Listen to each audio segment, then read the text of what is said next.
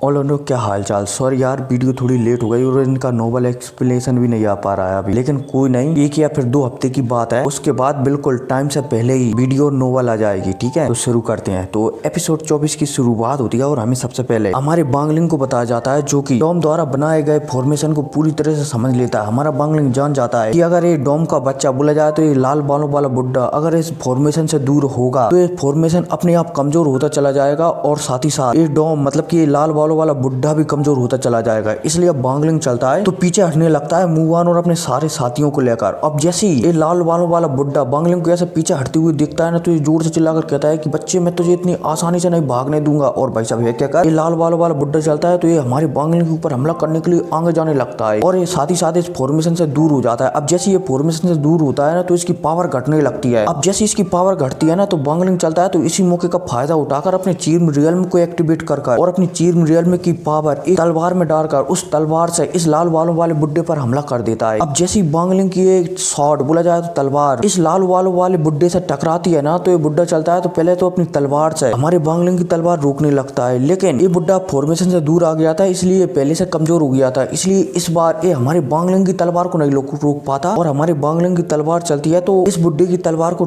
तोड़ देती है। और भाई साहब जैसे ये बुड्ढे की तलवार टूटती है ना तो पीछे ड्रैगन फॉर्मेशन था ना जो इस बुड्ढे ने बनाया था वो भी एकदम नष्ट हो जाता है। और तो और जो स्टूडेंट उस ड्रैगन फॉर्मेशन को बना रहे थे वो भी बहुत ही ज्यादा कमजोर हो जाते हैं। लेकिन अब इतने में लाल बालों वाला बुड्ढा चलता है तो यहाँ पर तुरंत हमारे बांगलिंग से माफी वगैरह मांगने लगता है कि तुमने मेरी ड्रैगन फॉर्मेशन को तोड़ दिया है, इसका मतलब तुम मेरे सेक्टर में सबसे ज्यादा मजबूत हो, इसलिए आज से मैं तुम्हें ये सेक्टर टोकन देता हूँ। और भाई साहब यह कहती है लाल वाला बुड्ढा चलता है तो हमारे बांगलिंग को एक टोकन देने लगता है। अब बांगलिंग इसके पास आकर ये टोकन लेने ही वाला होता है, तभी ये बुड्ढा चलता है तो दोबारा से गद्दारी कर देता है और जो हमारे बांगलिंग ने इसकी तलवार तोड़ी थी ना उसी तलवार से हमारे बांगलिंग पर हमला कर देता है। अब जैसे ही बांगलिंग इस बुड्ढे को ऐसे हमला करते हुए दिखता है ना तो बांगलिंग कुछ भी नहीं कर पाता और इस बुड्ढे का हमला सीधा हमारे बांगलिंग पर जाने का लगता है। वो तो बांगलिंग एक कवच पहरा हुआ था जो मूवान ने उसे ड्रैगन का मतलब कि ड्रैगन खाल से बना कर दिया था, वो पहरा हुआ था, इसलिए बांगलिंग इस बुड्ढे की तलवार से बच जाता है। और तो और बांगलिंग इस बुड्ढे की तलवार को भी एकदम चकनाचूर कर देता है। अब जैसे ये बुड्ढा ये देखता है कि उसके लास्ट अटैक से भी बांगलिंग बच गया तो ये बुड्ढा यहाँ पर समझ जाता है कि मैं बांगलिंग को नहीं मार सकता, इसलिए जोर जोर से हंसने लगता है और यहाँ पर कहने लगता है कि बच्चे मैं तुझे नहीं मार सकता तो कोई बात नहीं, लेकिन मैं तेरा गुलाम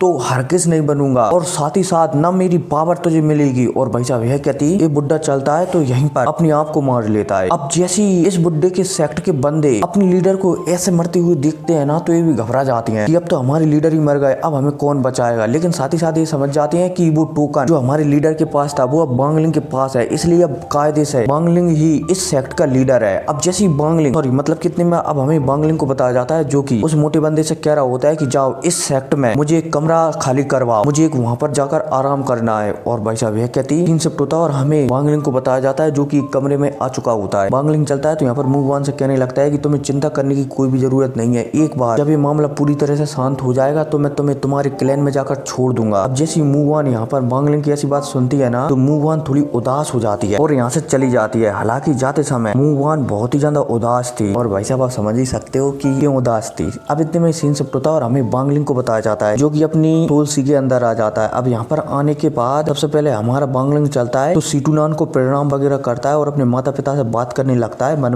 में कि मोम डैड आप चिंता ना करें, मैं आपके लाने इस दुनिया की सबसे बेस्ट वाइफ लाऊंगा, सॉरी मतलब की बेस्ट बहू लाऊंगा और मैं आपके सपने को जरूर पूरा करूंगा। साथ ही साथ हमारा बांगलिंग यहाँ पर मूवान के बारे में भी बात करता है कि मैं मूवान को अपने साथ नहीं रख सकता क्योंकि अगर मैंने उसे अपने साथ लिया तो शायद उसकी जान खतरे में आ सकती है, मतलब की ऐसी बातें करता रहता है। और साथ ही साथ हमारे बांगलिंग की आंखों में थोड़े बहुत आंसू भी आ जाते हैं। साथ ही साथ हमारा बांगलिंग ट्रेनिंग भी करता रहता है। अब इसी के साथ दोबारा से सीन शिफ्ट होता है और हमें मूवान को बताया जाता है जो कि बांगलिंग के लिए कुछ बना रही होती है। इतने में यहाँ पर एक मोटा बंदा आता है जिसका की सोल्यूशन हमारे बांगलिंग के पास है। अब यहाँ पर ये आकर मूवान से बात वगैरह करने लगता है, लेकिन इसकी बातों को सुनकर मूवान इससे गुस्सा हो जाती है। अब इसी के साथ दोबारा सीन शिफ्ट होता है और हमें बांगलिंग को बताया जाता है कुछ दिनों के बाद यहाँ पर बांगलिंग अपनी सोल से बोला जाए तो पवित्र से कह रहा होता है कि तुमने क्या क्या खाया है। सब मटेरियल बाहर निकालो। मेरे ख्याल से तुमने बहुत सारी सोलें खा ली हैं, आत्माओं को खा लिया है, इसलिए सारी की सारी आत्माओं को बाहर निकालो ताकि मैं उन्हें अब्जॉर्ब कर मतलब कि खाकर अपनी पावर बढ़ा सकूं। अब जैसे ये सोल हमारे बांगलिंग की बात सुनती है ना, तो वो और सोल हमारे बांगलिंग से मांगने लगती है। इस बात पर हमारा बांगलिंग गुस्सा हो जाता है और अपने चीम रियल्म से इस सोल पर हमला कर देता है। और भाई साहब बांगलिंग को इतना निर्दयी होता हुआ देखकर ये पपेट मतलब कि आत्मा चलती है तो तुरंत अपने शरीर में जितनी भी आत्मा इसने खाई थी ना, सारी की सारी आत्माओं को निकाल कर हमारे बांगलिंग को दे देती है। अब इसके बाद बांगलिंग चलता है तो अपनी मतलब कि इन सारी आत्माओं से अपने पावर लेवल को बढ़ाने लगता है और पलक झपकती 3-4 दिन गुजर जाती हैं और फिर हमें 3-4 दिन बाद का सीन बताया जाता है जहाँ पर बांगलिंग मूवान से मिलने के लिए आया हुआ होता है। अब जैसे ही हमारा बांगलिंग मूवान को दिखता है ना, तो उसे दिखती है कि मूवान बहुत ही ज्यादा कमजोर लग रही है। हमारा बांगलिंग चलता है तो उसे